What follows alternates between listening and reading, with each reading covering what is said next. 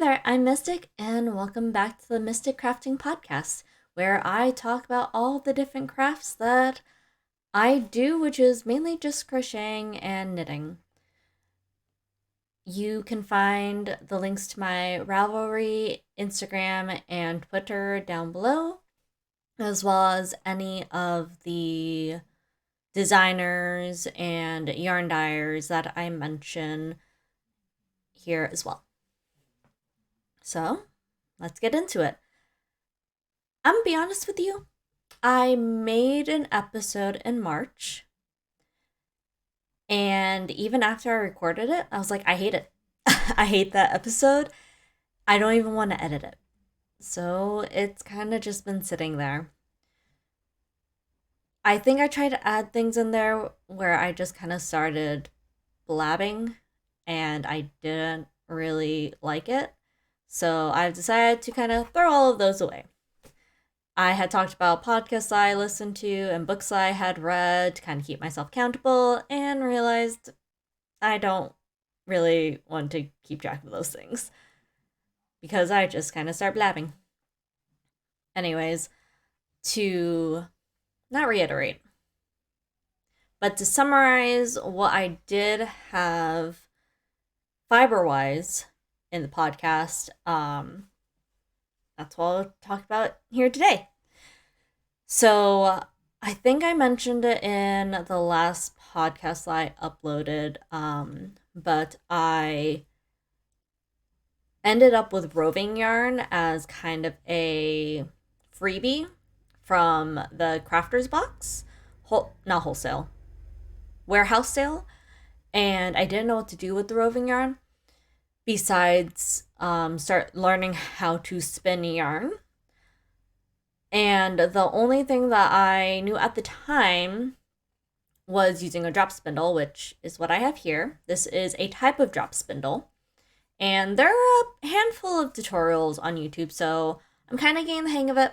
Honestly, I haven't touched it, I want to say, in a couple of weeks, but it is therapeutic in a way. And I do want to get better because I have a lot of roving yarn now. Like, let me show you. So I bought this drop spindle from the crafters box and decided, why not get some mystery fiber packs as well? I have much roving yarn. I have many colors of roving yarn, so this is gonna take a while to get through. I have not gotten through the freebie yarn that I got anyways. So it's gonna be a while. It really is. I have looked into getting like a actual spinning wheel or like an electric spinning wheel, but those be expensive. So we're not gonna touch those just yet. At least not until I have better finances for such an expensive item. So we'll just be doing it by hand and trying to see if I can get better with it. So in March, I had visited some friends, and actually some of them from Northern California had actually come down to come and visit some friends that are in the SoCal area. And because there were so many groups of friends that were coming to visit, I decided to make them all manatees. They're squishable little, what was it called? Not self-care. Emotional support. This is an emotional support manatee from Fanatical Fibers. She is the one who created the pattern for this little one, and it's so cute. And so I had made a whole bunch of these for my friends, and I have leftover yarn, so I might sell them, but it is taking me a while because I've got life, I work full time, I'm currently working on a commission for a friend, so I've kind of put these on the back burner. I had originally planned to open up my shop and sell these by the end of March, but that didn't happen. So one day I'll get these in my shop, and I'm trying not to put a lot of pressure on myself, but also not really give myself a deadline right now, just because then I know I'm going to panic more. So I'll let y'all know if and when I do put these in my shop. Definitely check my Instagram. I'll most likely announce it on there.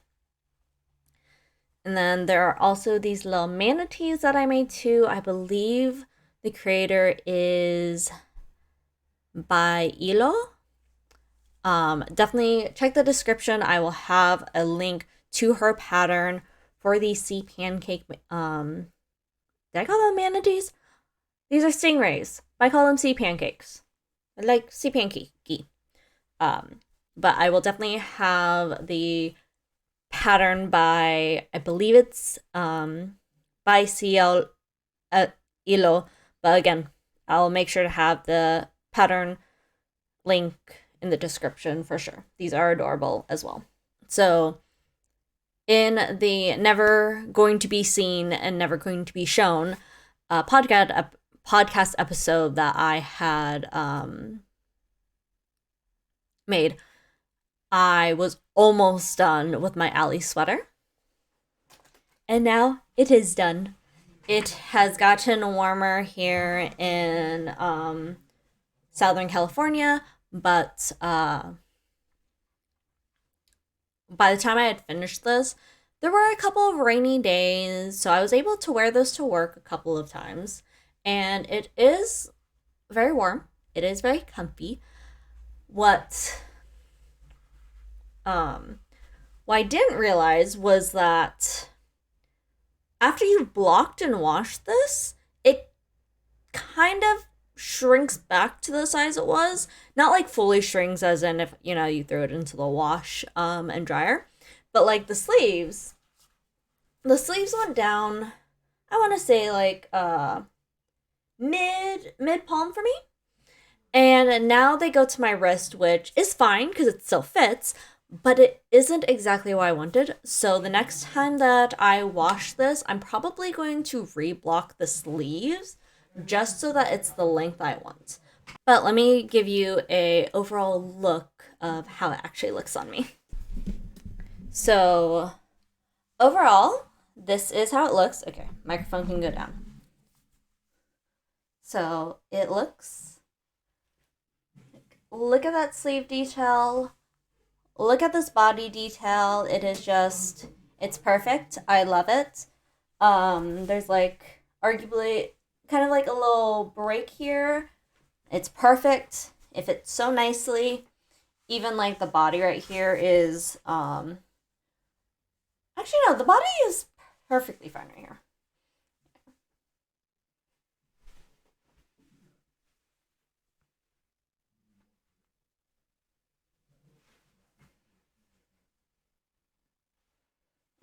Now for the stuff I'm working on, I am working on another Dottie cardigan.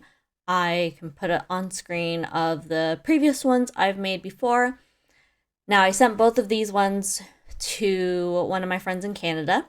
She absolutely loves them, that she actually commissioned me to make her another one in a different color. And so I'm actually working on that right now. So that is the commission that I'm working on. And summer is coming up. So I wanted to make myself a summer shirt so that I'm not meeting my in-laws. I'm seeing my in-laws in the summer, and we're having like a little wedding party for mainly my husband's side of the family. And I wanted to make a summer shirt that I could wear at the party and be able to gloat and say, yeah, I made this. Oh, that's a nice shirt. I made it. Just because I just want the satisfaction of saying that. So, this is it so far. It is the Breeze Racerback by Jessie Made Designs. Again, we'll link her down below. So this is it so far. I have not gotten past the body yet. We all know how slow of a knitter I am, and we are not surprised by this. But the color, or The yarn is, I believe it is Hello Kitty by Jador Fibers. I was about to say Joanne, and I'm like, that's not right. That's not the correct name at all. So those are the two main things I'm working on.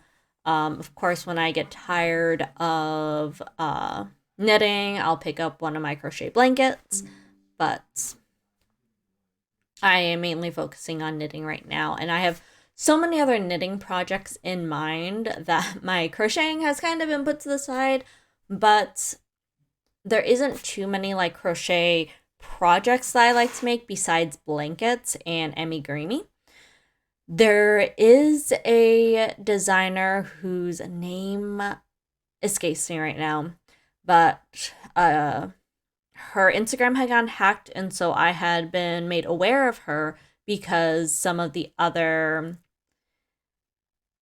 fiber artists I follow were showing support for her, saying, hey, FYI, she's been hacked. Here is her backup account. Please give her a follow. Like, don't let her lose all that she's worked so hard on. And I'm like, let me check this person out. And she sells yarn, and she blah, blah, blah. And she designs. I believe she mainly does crochet designs. And there's this beautiful dress that she has designed with crochet so one day I'll make it, but it is like a long sleeve dress. So I'm not sure how well I would really work in summer. And I want to try and make it with fingering weight yarn. I want to try and make it with DK weight yarn. I want to try and make it with worsted weight yarn just to kind of see the different feel. Like if like the fingering weight yarn will feel better in summer compared to, let's say, a DK weight yarn. And if like a DK weight yarn would feel better like for a fall or spring kind of thing. So that's what I want to try. But because I have so many projects right now in mind, that's kind of on the back burner. Maybe it'll be a personal project later, but we'll see. My camera does not do this justice whatsoever, but this is yarn that I got from Knitting Lizard Fibers. It's called Time to Party. And this was, I believe, her mystery birthday yarn. So she made this yarn specifically to celebrate her birthday, and it was like a mystery yarn. You kind of got the idea of the colorway, but you didn't exactly know how it would turn out. And the colors, they were just beautiful, and I couldn't say no.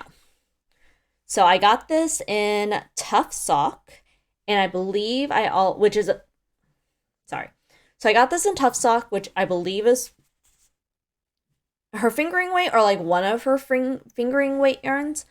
And I also got it in her DK weight as well because I don't make socks. I am still working on one pair of socks, but I do like to have fingering weight on hand because I think I like fingering weight the most because you get almost 500 yards of yarn from it. But I also do know that it is the lighter side of yarn, while DK is a little bit heavier. So I also wanted it in DK in case I could like kind of mix and match with some of the yarn that I get in the future, or maybe some of the yarn I have in my stash. So this is yarn that I have been waiting for.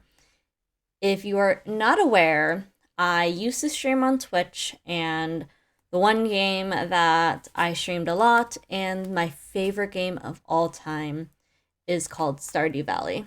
It was made by Concerned Ape, who made the game all by himself. Like, I think it took him 5 years to make. And it's a game that he has worked on by himself. He has only brought in people to help him work on, like, let's say multiplayer or to add in features to the game, but overall he is the only one who works on it. So I love Stardew Valley so much. Anything Stardew Valley, I need it in my hands. It needs to be mine.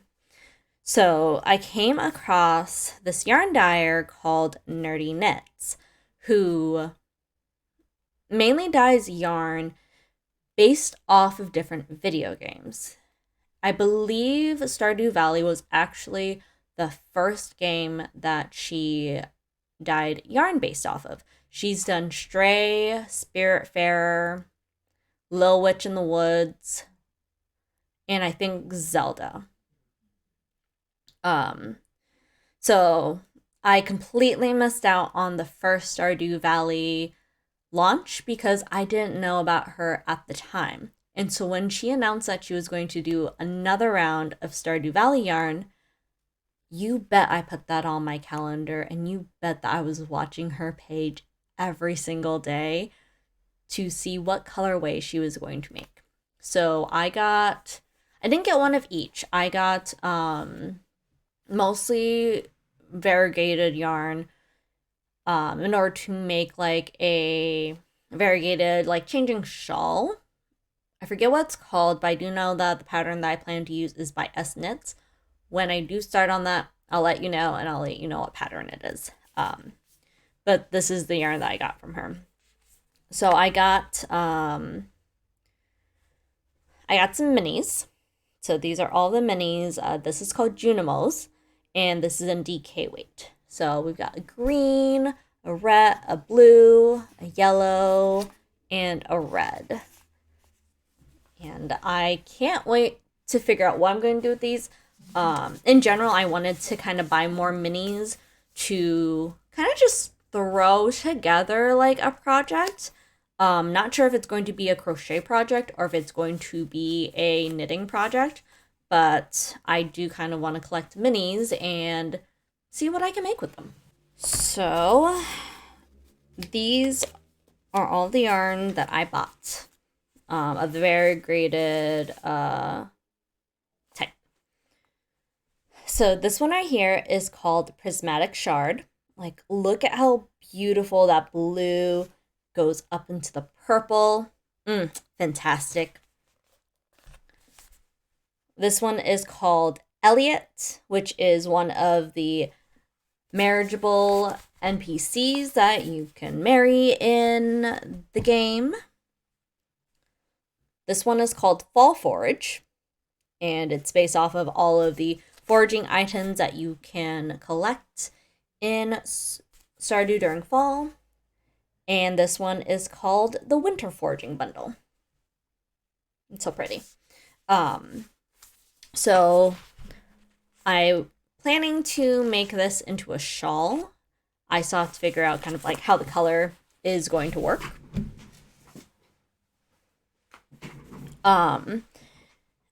I was hoping that she would have done a winter, fall, spring, and summer foraging bundle yarn. But she didn't. She only did the winter and fall, which is perfectly fine. And, that is her choice. So I took all of the variegated ones I could get my hands on. And I figured I would just make a shawl with those. I did also get an extra skein of the foraging bundles so that I could make like maybe a cardigan or a sweater. And those would be the sleeves. So I have to figure out what is kind of a common color that would work out with these two. But that's a problem for future me. So that covers all of the yarn that I have acquired over the last like 2 months. I'm fairly certain. There might be some kind of like lingering ones where I didn't really have a project in mind, but they were so pretty that I just had to get them. But I don't remember which ones I have shown you and which ones I haven't without re-showing you my whole stash of yarn. So if I did miss any, whoops. But maybe they'll show up in a project that I use. So I recently visited family and I was talking with my uncle, and he had a GoPro that he doesn't use. So I was thinking that I might use my GoPro and kind of incorporate it into these podcasts, which almost defeats the purpose of me recording it, editing it as minimally as I can, and being able to put it out a lot quicker.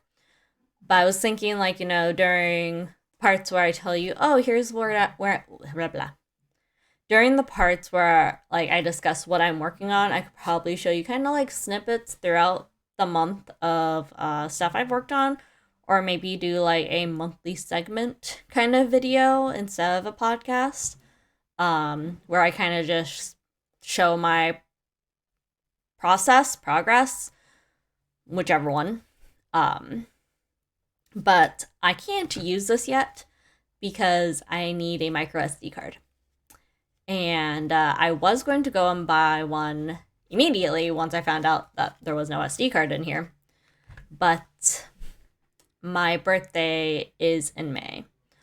And I have bought so many things for myself that my husband just stares at me now and goes, "What am I supposed to get you for your birthday?"